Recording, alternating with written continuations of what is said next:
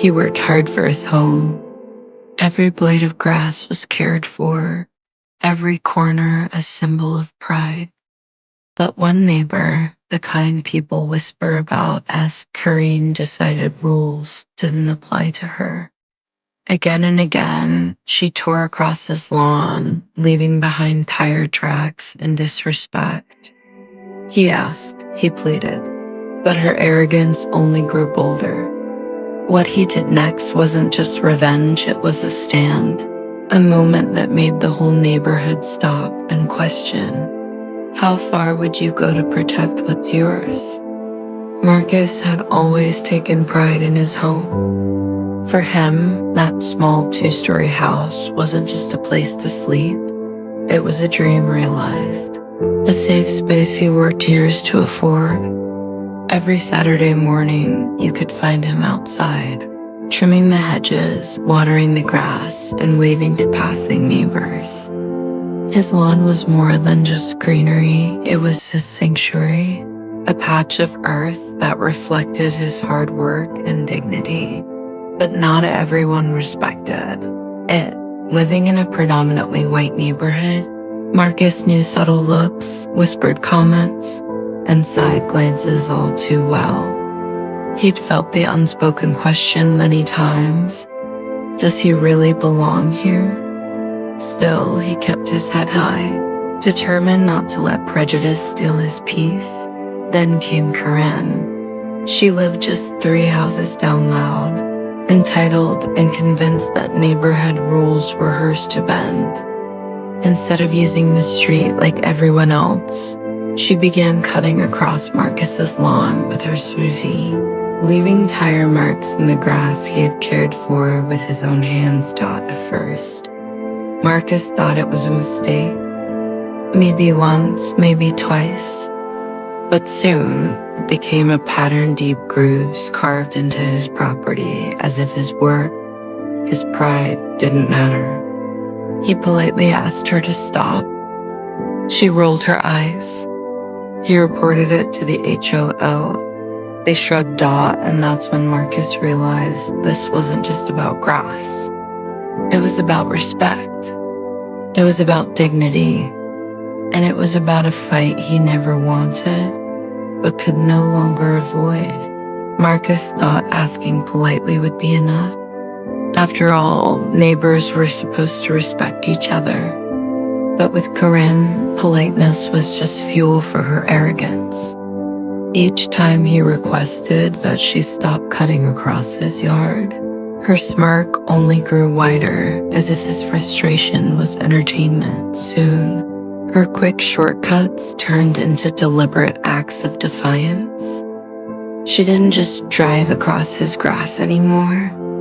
She revved her engine before doing it, tearing deeper ruts as if daring him to confront her.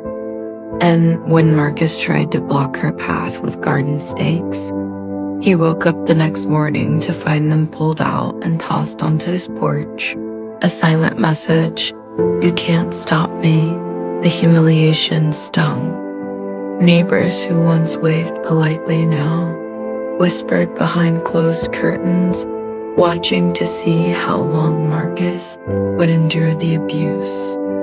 He reported Karen again to the HOA, armed with photos of the damage. Their response was cold, dismissive. "We'll look into it." But weeks passed, and nothing changed. For Marcus, it was more than just grass. Every tire mark carved into his yard felt like a reminder that he didn't belong. Karen knew it, and she was determined to show him his place. Sometimes she even slowed down mid-lawn, rolling her window down with a mocking laugh before speeding away. Marcus tried everything: letters, calls, even small repairs to hide the scars her SUV left behind. But the more he fought to preserve his sanctuary, the bolder she became. It was no longer just about convenience for Corinne. It was about power. One evening, as Marcus watered the patchy remains of his lawn, he caught her headlights in the distance. His stomach tightened. She slowed, turned deliberately, and once again drove across the grass. But this time she leaned out the window and shouted just 2 words. "Nice try." That was the breaking point. Marcus stood in the yard long after she disappeared, gripping the hose until water overflowed into the mud. He wasn't just angry, he was tired. Tired of being disrespected. Tired of fighting battles no one else seemed to notice. And tired of knowing that if the roles were reversed, the neighborhood would never allow him to get away with it. That night, Marcus stayed up late, staring at his computer, researching. He didn't want violence. He didn't want confrontation. But he wanted Corinne to feel, just once, the consequences of her disregard. And as he scrolled through pages of lawn protection methods, his eyes landed on an idea so simple, so effective, that he almost laughed. Steel tire spikes, hidden beneath the grass, invisible until it was too late.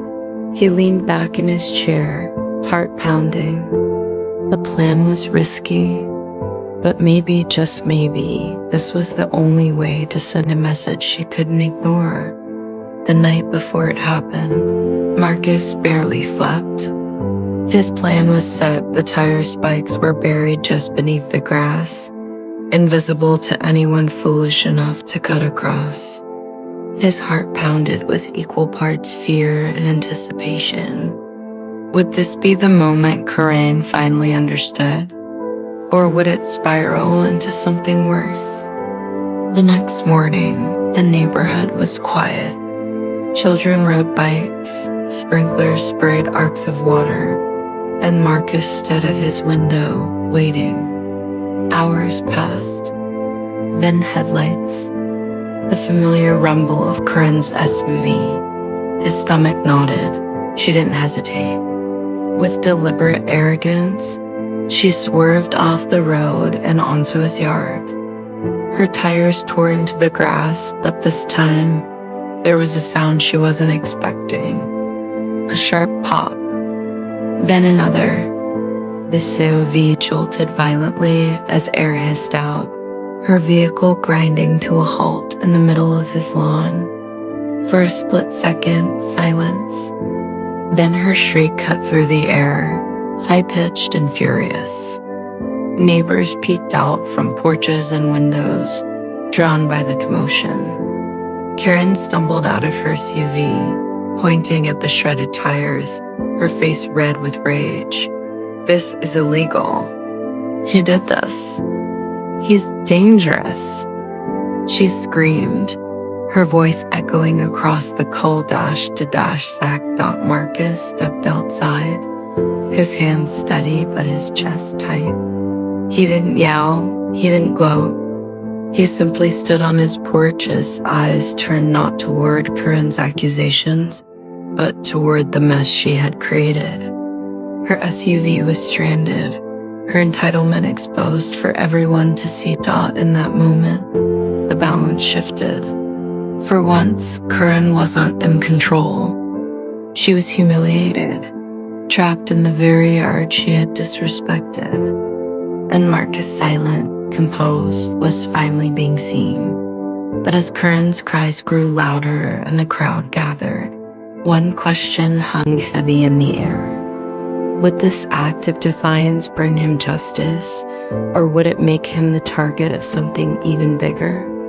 When the HOA finally got involved, it wasn't because of Marcus's countless complaints. It was because Corinne's SUV sat stranded in the middle of his lawn for everyone to see.